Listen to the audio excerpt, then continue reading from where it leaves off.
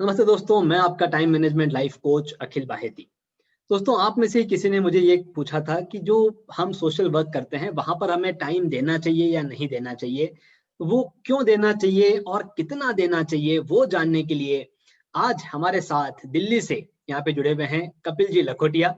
कपिल जी, आपका हार्दिक स्वागत करता हूँ हमारे इस इंटरव्यू में। स्वागत है आपका। थैंक यू अखिल जी। दोस्तों, कपिल जी के बारे में आपको शॉर्ट में बताता हूँ कि कपिल जी ने एजुकेशन में एमबीए किया हुआ है और उसके बाद एमबीए करने के बाद वो अपने बिजनेस में तो ज्वाइन हुए ही हैं। उनका जो बिजनेस है वो मार्बल और granite, managing granite and Italian marble trading business, और बिजनेस का नाम है जीएम स्टोन्स। नोएडा में 2002 से वो उस बिजनेस में इन्वॉल्व हैं। इसके साथ साथ उन्होंने समाज में भी बहुत सारा समय दिया है। मारवाड़ी युवा मंच जो नेशनल लेवल पर वो काफी एक्टिव है, और 2006 से 2018 तक जो उनका सफर है मारवाड़ी युवा मंच में, ब्रांच सेक्रेटरी से national vice president of all India Marwari युवा मंच। दोस्तों, आप समझ सकते हैं कि बिजनेस को संभालते संभालते अगर वो इस लेवल तक पहुंच रहे हैं, और सिर्फ पहुंच नहीं रहे हैं, अभी हाल ही में इसी साल आपको बेस्ट नेशनल वाइस प्रेसिडेंट का अवार्ड मिला है, और इसके पहले भी अवार्ड्स मिल चुके हैं।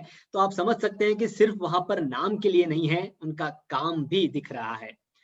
और इसके साथ साथ मारवाड़ी युवा मंच के साथ साथ और भी, जैसे माहेश्वरी समाज, राजस्थान कल्याण परिषद, MSME, HIM alumni, Rajasthan Maheshwari सेवा समिति, इन भी अलग अलग लेवल पर वो एक्टिव हैं और वहां पर भी पोस्ट पर रहते हैं।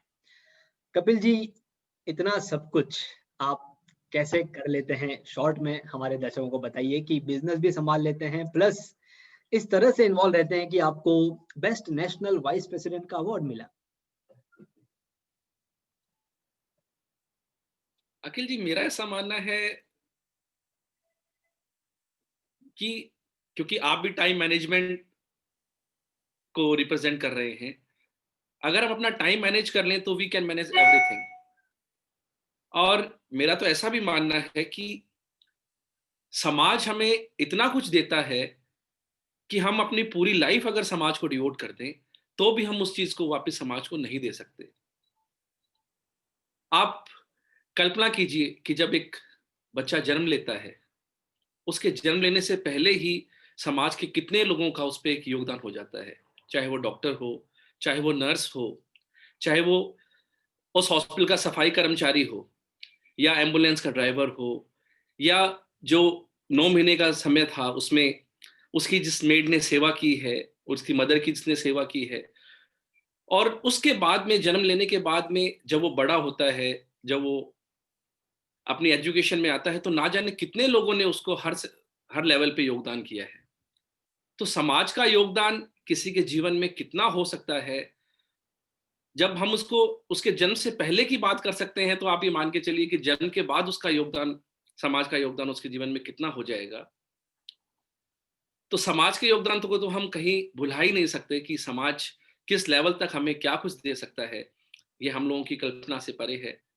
और जहां तक आपने कहा कि मैं अपना वक्त कैसे समाज के साथ साथ मंच को दे सकता हूं, तो मैं अगेन ये कहना चाहूंगा कि जो सेल्फ सेटिस्फेक्शन, जो सब चीजें हमें समाज से मिलती है, जो इस अच्छे काम से मिलती है, वो हमें दूसरी चीज से नहीं मिल सकती। जी प्लीज। तो यहाँ पर एक चीज जो मैंने पकड़ ली है और सभी दर्शकों के बीच में फिर से रखना चाहता हूँ। दोस्तों, सिर्फ सोच को थोड़ा सा बदल के देखिए। एक, हम सोच रहे हैं कि हम समाज में समय दे रहे हैं, और दूसरा, हम समाज में वो समय वापस चुका रहे हैं जो उन्होंने पहले हमें दे दिया है। ये जो सोच का फर्क है, ये बहुत जरूरी है। तो मैं ये चीज समझता हूँ कि चलिए, समाज ने हमें बहुत कुछ दिया है, इसलिए हमें वापस समाज को कुछ देना चाहिए। लेकिन कौन सा तरीका वो हो सकता है देने का, किस तरह के काम वो हो सकते हैं, और क्या समाज में देना सच में जरूरी है और हम सिर्फ लेते रह सकते हैं? आपका उसके बारे में क्या राय है? क्या करना चाहिए, कैसे समय देना चाहिए? अखिल जी, मैं समाज को एक वृहद परिवार के रूप में मानता हूँ।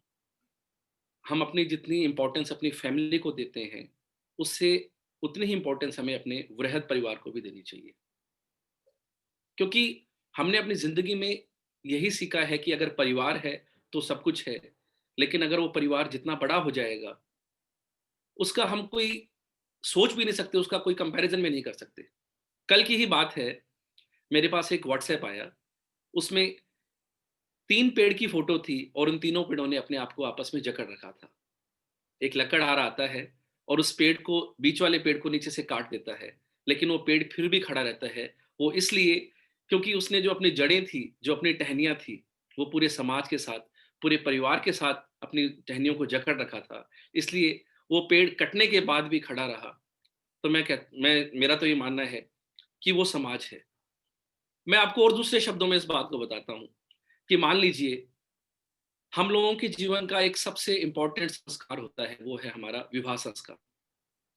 क्या हम बिना समाज के इन्वॉल्वमेंट के उस संस्कार को सोच सकते हैं? जब हमें शादी करनी होती है तो हमें एक लड़का एक लड़की के अलावा बहुत कुछ चाहिए। वो है आसपास का हमारा एटमॉस्फेयर, हमारी सामाजिक समानता, सब कुछ चाहिए। और वो जो सभी चीजें हैं वो हमें सोशल एंडोर्समेंट से ही मिलती है। मान लीजिए आपको अपनी बहन का कोई रिश्ता करना है और वो रिश्ता नोएडा से आया है और नोएडा में आपके परिवार का कोई सदस्य नहीं रहता, तो आप क्या करेंगे? आप अपने किसी दोस्त से या किसी सामाजिक साथी से, मुझ जैसे साथी से इस बात का पता करेंगे, उस परिवार के बारे में पता करेंगे और आप इस बात का कॉन्फिडेंस हो कि वो आपके एक साथी ने आपको बताया है, आप अपने परिवार के एक महत्वपूर्ण सदस्य को उस घर में भेजने की सोच पाएंगे। तो मैं सोचता हूँ ये समाज है। समाज का हमारी लाइफ में बहुत इंपॉर्टेंट रोल है। लेकिन कपिल जी, मैं और अगर दूसरे शब्दों में बात करूं, जी प्लीज। हाँ बताइए, आप बताइए। मैं और अगर दूसरे शब्दों में बात करूं, क्योंकि मैं बिजनेस प्रोफेशन से आता हूं, जब हम अपने किसी व्यापार को बढ़ाने की बात करते हैं, हम उससे दूसरी नई जगह करने की बात करते हैं, तो हम क्या करते हैं? हम दूसरे व्यापारियों से उसके बारे में पूछते हैं, वहाँ के सामाजिक लोगों से उसके बारे में पूछते हैं, उसकी सामाजिक प्रतिष्ठा की बात करते हैं। और अगर हमें वो पॉजिटिव लगती है तो हम उसके साथ अपना बिजनेस कर लेते हैं, उसके साथ हम ट्रेडिंग चालू कर लेते हैं, उसके साथ हम अपना व्यापार बढ़ा लेते हैं। तो समाज का तो हमारे जीवन में कितना योगदान है, उसका कोई, मेरा तो बार बार यही बोलना है कि कोई उस बात का कंपैरिजन नहीं है। और समाज में मेरा तो ऐसा मानना है कि हम जितना काम करते हैं वो हम काम अपने स्वार्थ के लिए कर रहे हैं। जो हमें समाज ने दिया है हम उससे सीख रहे हैं और वो हम समाज को कोशिश कर रहे हैं कि हम उसके वापस देते रहें। जी अखिल जी। कपिल जी, आपने कहा कि समाज एक परिवार की तरह है, लेकिन इस परिभाषा को आप कैसे डिफाइन करेंगे कि एक सच में समाज एक परिवार है, लेकिन एक जो हमारा परिवार है वो भी परिवार है। तो जब दोनों जगह पर हम समय देते हैं, तब हमें किन किन बातों का ध्यान देने की जरूरत है कि कैसे और कितना समय वहां पर दिया जाए, एक समाज में और एक अपने परिवार में। अखिल जी, मैं अगेन यही बोलूंगा कि मैं तो समाज को और परिवार को अलग अलग मानता ही नहीं हूँ। कि जहाँ मेरा परिवार है या जहाँ मेरा समाज है वही मेरा एक बृहद परिवार है। तो अलग अलग समय देने की जो बात है वो बात तो कहीं रहती ही नहीं है। सिर्फ अगेन जो बात है वो है टाइम मैनेजमेंट की। हम्म। जब मैंने 2006 में मंच को ज्वाइन किया था, एक साधारण सदस्य के रूप में जब मैंने मंच को ज्वाइन किया, तो कुछ समय बाद जो मेरे सामाजिक गुरु हैं अनिल जाजूदिया जी, जो बनारस में रहते हैं और हमारे पूर्व राष्ट्रीय अध्यक्ष भी हैं, मैं उनका एक सेमिनार अटेंड कर रहा था, उनकी क्लास अटेंड कर रहा था।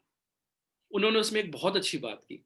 किसी एक जने ने पूछा कि जो बात आपने पूछी कि समय को कैसे देना चाहिए या किस तरह हम समय दे सकते हैं।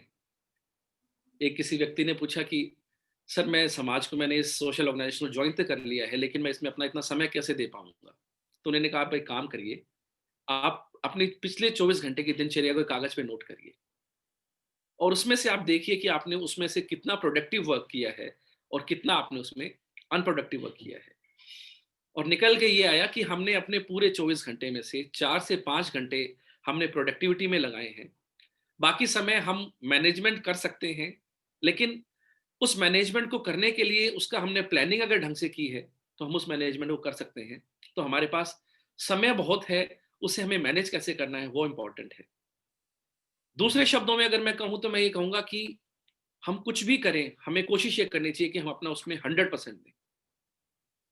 हम समय कम लगाएँ, समय ज़्यादा लगाएँ, वो इम्पोर्टेंट नहीं है। इम्पोर्टेंट ये है कि हम जितना भी समय दें, उसका हम 100% दें। अगर हम किसी चीज़ में अपना 100% देंगे, तो उसका रिज़ल्ट भी हमें 100% आएगा। हम चाहे एक काम को 24 घंटे में करें और अगर हम उसी काम को पूरी एफिशिएंसी से अगर 30 मिनट भी लगाएँगे, तो मेरा ऐसा मानना है कि जो 30 मिनट का रिज़ल्ट आएगा, वो 24 घंटे के रिज़ल्ट से बहुत ऊपर होगा। क्योंकि जब हम कुछ अच्छा काम करते हैं, कुछ हम जो जितने भी बड़े से बड़े आप काम सोच लीजिए, कर लीजिए, अगर उसमें हमने टाइम मैनेजमेंट को अपना प्रॉपर बना लिया, तो हम किसी भी काम को कर सकते हैं। तो समय को मैनेज करना इम्पोर्टेंट है, लेकिन उसके साथ-साथ उसकी किस तरह से उसे मैनेज करना है, वो ज़्यादा इम्पोर्टेंट है।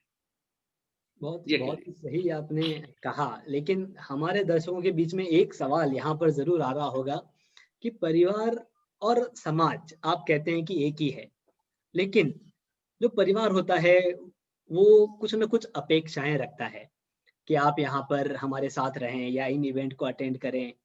तो जब परिवार की अपेक्षाएँ सामने आ जाती है और उसी वक़्त आपका कोई सामाजिक कार्य सामने आ जाता है, तो उन दोनों में से किसी एक जगह पे आप अनुपस्थित रहेंगे, तो उस चीज़ को आप कैसे मैनेज करेंगे?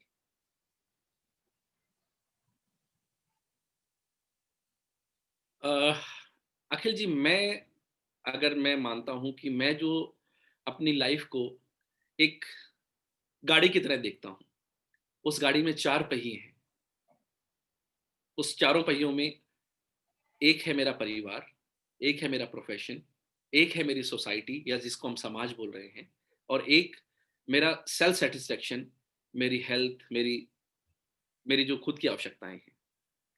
और आप ये मान के चलिए कि अगर किसी गाड़ी के चारों पहियों में से अगर एक पहिया भी काम नहीं कर रहा, तो गाड़ी आगे नहीं बढ़ सकती।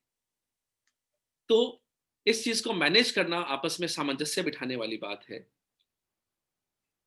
आप देख लीजिए कि एक बैट्समैन को आप देखिए, वो जब बैट्समैन खेलता है और वो अपनी पूरी ताकत के साथ एक सिक्स को लगा देता है, छक्का मारता है। अगर उसने उसमें अपने टाइम को प्रॉपर्ली मैनेज नहीं किया, तो वो जो सिक्स है कई बार वो कैच भी बन सकता है और वो बैट्समैन आउट हो सकता है। उसी तरह से अगर हम ये बात करें कि हमें समाज और परिवार उन दोनों में से अगर एक को चुनना हो तो हम किसको चुनेंगे? एक को चुनने वाली बात कभी आएगी नहीं, क्योंकि आप ये देखिए कि जब हम किसी सामाजिक काम में जाते हैं, तो हम अपने पूरे परिवार को उस पूरे सिस्टम में इन्वॉल्व करते हैं। हमारा परिवार उस सामाजिक कार्य में हमारे साथ जाता है। वो वहाँ पे बहुत कुछ नई चीज़ें सीख के आता है और उन्हें जो मान, प्रतिष्ठा, जो इज़्ज़त उस पूरे समाज के साथ मिलती है, वो हमें घर बैठ के नहीं मिल सकती। हम मान प्रतिष्ठा को क्या मानते हैं कि घर का एक व्यक्ति अगर आपको आके कहे कि आप बहुत अच्छे हैं, वो ठीक है, वो आपका एक अच्छा रिकॉग्निशन हो सकता है। लेकिन अगर उसी बात को अगर समाज एंडोर्स करता है, तो उसमें ना सिर्फ खुद की, बल्कि पूरे परिवार की, पूरे खानदान की प्रतिष्ठा बढ़ती है। तो उस पूरे सिस्टम को आप सोच के देखिए कि ये दोनों चीज़ें अलग-अलग हैं ही नहीं। अब जो बात आप कर रहे हैं कि अगर हमें इन चारों चीज़ों में से, बल्कि मैं तो आपने मुझे कहा कि परिवार और समाज में से अगर किसी को चुनना हो तो किसे चुनेंगे? मैं तो कहूँगा कि प्रोफ़ेशन और सेल्फ टाइम में से भी अगर किसी को चुनना हो, तो अगर एक मैं रूटीन कोर्स में बात करूँ, तो मेरे लिए सबसे पहले मेरा परिवार है, उसके बाद मेरा प्रोफ़ेशन है, उसके बाद मेरी सोसाइटी है और उसके बाद खुद का समय है। लेकिन यदि मैं किसी सामाजिक पद पे हूँ, तो मेरी ये जो साइकिल है वो चेंज हो जाएगी। ये समय के अनुरूप ये साइकिल बदलती रहेगी। अगर मुझे प्रोफ़ेशन में जाना है तो वो साइकिल में प्रोफ़ेशन फर्स्ट आ जाएगा। अगर मुझे किसी सामाजिक काम में अपने आप को इन्वॉल्व करना है, तो वो मेरे लिए पहले आ जाएगा। तो ये साइकिल हम लोगों की चेंज होती रहती है और यदि कभी ऐसी सिचुएशन आ भी जाए कि हमें 2 में से किसी एक चीज़ को प्रायोरिटी देनी है, दूसरे को सेकेंडरी देना है, तो मेरा तो बहुत सिंपल इस बारे में मानना है कि उस काम के लिए जो भी योग्य व्यक्ति उस समय आपके पास मौजूद है, उसे वो रिस्पॉन्सिबिलिटी दे दीजिए और आप फर्स्ट वाली रिस्पॉन्सिबिलिटी कंप्लीट कीजिए। आपका बहुत अच्छा मैनेजमेंट हो जाएगा। जी, अखिल जी। दोस्तों, कपिल जी की बात से एक बात चुरा कर मैं फिर से आपके बीच में रख रहा हूँ। कपिल जी ने बहुत ही सादगीपूर्ण यहाँ पर जवाब दिया कि परिवार, समाज ये एक है, लेकिन जब हम दोनों में से किसी एक को चुनने जाते हैं, ऐसी नौबत ही नहीं आनी चाहिए। और वो ऐसी नौबत क्यों नहीं आनी चाहिए, उसके लिए उन्होंने दृष्टांत दिया टाइम मैनेजमेंट का। आपको मालूम है कि चलो दिसंबर महीने में हमारे परिवार में कोई फंक्शन है और उसी वक्त अगर कोई समाज में कार्यक्रम आ रहा है, तो आपको पता होना चाहिए कि वहां पे कितनी रिस्पॉन्सिबिलिटी आप अपने पास रखेंगे और कितना समय आप वहां पे दे पाएंगे। उल्टा, अगर समाज में कोई फंक्शन आपने सेट कर लिया है, वहां पर आप किसी बड़े पोस्ट पे हैं और वहां पर आप बहुत अच्छे से इन्वॉल्व हैं और उसी वक्त कोई सामाजिक फंक्शन आ रहा है सामने, तो वहां पर भी आपको बातचीत करनी होगी और वहां पर आप ये जो सिचुएशन है, ये सिचुएशन कभी ना आए, ऐसी मोमेंट आपको क्रिएट करनी होगी। और उसके लिए कपिल जी ने वास्ता दिया है और मैं भी यही कहता हूँ कि टाइम मैनेजमेंट, आपको आपका शेड्यूलिंग पता होना चाहिए कि मैं कब क्या करने वाला हूँ और मेरे पास कब कितना समय है। बहुत ही अच्छा एग्जाम्पल अनिल जी का यहाँ पर दिया कपिल जी ने, जो आप भी इसको कोशिश कर सकते हैं कि पिछले 24 घंटे आपने कैसे बिताए, उनमें कितना प्रोडक्टिव टाइम आपने इन्वेस्ट किया और उसके बाद जो बचा हुआ समय है, क्या हम उसे परिवार को, हमारी हेल्थ को या समाज को दे सकते हैं, उसके ऊपर विचार करना जरूरी है। बहुत बहुत धन्यवाद कपिल जी आपका हमारे बीच यहाँ पर समय देने के लिए। दोस्तों, आपके बीच में से एक सवाल बहुत बार हमारे बीच में आ चुका है और वो सवाल है एक्सपोर्ट के रिलेटेड, कि जब भी हम एक्सपोर्ट की कोई बात करते हैं तब हमारा बहुत सारा समय वहां पे चला जाता है और उस समय को हम कैसे बचा सकें, क्या एक्सपोर्ट ये महंगा है, एक्सपोर्ट प्रोसीजर महंगी है। तो दोस्तों, अगले शनिवार हमारे बीच में जगत जी शाह आ रहे हैं, जो वाइब्रेंट गोवा, वाइब्रेंट गुजरात के जो हेड थे, वो हमारे बीच में आ रहे हैं और वो आपको बताएंगे कि एक्सपोर्ट करना आसान है और इतना खर्चीला भी नहीं है, बस सही सिस्टम में आपको चलना जरूरी है। तो वहां पर आप कैसे समय बचा सकते हैं, उसके बारे में हम अगले हफ्ते बात करेंगे जगत जी शाह के साथ, अगले शनिवार शाम को 6 बजे। फिर से एक बार बहुत बहुत धन्यवाद कपिल जी आपका हमारे साथ यहाँ पे जुड़ने के लिए और हमारे सभी सवालों का हंसते हंसते जवाब देने के लिए। बहुत बहुत धन्यवाद सर। अखिल जी, मैं अपनी एक आप लोगों के साथ एक बात और पूछना चाहता हूँ, हाँ, क्योंकि मैंने देखा है कि आपने सोशल मीडिया के माध्यम से और अन्य माध्यमों से मुझे पता लगा है कि आप एक बुक लिख रहे हैं कि समय नहीं है। हाँ जी। तो समय नहीं है और हम यहाँ आज बात कर रहे हैं कि टाइम को कैसे मैनेज किया जाए। तो दोनों को आप इस फ़र्क को कैसे समझते हैं? हाँ जी। तो सर, जो टाइटल है वो समय नहीं है के आगे एक क्वेश्चन मार्क है। तो जब आप ये सोचते हैं कि मेरे पास समय नहीं है और मैं आपको पूछ रहा हूँ समय नहीं है, और तब आपको ये पुस्तक काम आ सकती है। इस पुस्तक में 100 अलग-अलग सवालों का जवाब दिया गया है जो मुझे मेरे क्लाइंट्स ने पूछे हैं, और उन्हीं जवाबों को सही ढंग में रख के, ताकि आप जब भी आपको ऐसा लगे कि मेरे पास समय नहीं है, उसमें से कोई भी पन्ना आप खोल सकते हैं। आपको दाहिनी तरफ लेफ्ट साइड में आपको वहां पर क्वेश्चन मिलेगा और उसका आंसर उसी पेज पर पूरा होता दिखेगा। तो कोई भी पन्ना खोल के आप आपके प्रॉब्लम्स को सॉल्व कर सकते हैं। इस हिसाब से इस पुस्तक को डिजाइन किया गया है। और अगर समय नहीं है तो ये पुस्तक आपको समय देने के लिए कारगर साबित हो सकती है। बहुत-बहुत धन्यवाद अखिल जी, कि आज आपने मुझे अपनी बातें आपके माध्यम से रखने का मौका दिया है, और मैं इसके लिए आपको बहुत-बहुत धन्यवाद करता हूँ। और मैं मेरे सभी साथियों को एक बात ज़रूर बोलना चाहूँगा कि जब भी हम ऊँचाई पे चढ़ रहे हैं, तो हमें जो हमारे साथ के लोग हैं, उनके साथ बहुत अच्छा व्यवहार करना चाहिए, क्योंकि जब हम वापस ऊँचाई से जब उतरेंगे उन सीढ़ियों को, तो हमें वो लोग हमारे रास्ते में फिर से मिलेंगे। इसी बात के साथ मैं आप सभी का बहुत-बहुत धन्यवाद करना चाहता हूँ, और आप लोग स्वस्थ रहें, सुरक्षित रहें, सामाजिक दूरी का ज़रूर से ध्यान रखें। धन्यवाद। Thank you. बहुत बहुत बड़ी बात आपने कह दी कपिल जी यहाँ पे, और ये बड़ी अच्छी सीख हम सभी के लिए यहाँ पे हो सकती है। बहुत बहुत धन्यवाद। चलिए मिलते हैं अगले शनिवार जगत जी शाह के साथ। तब तक के लिए अलविदा।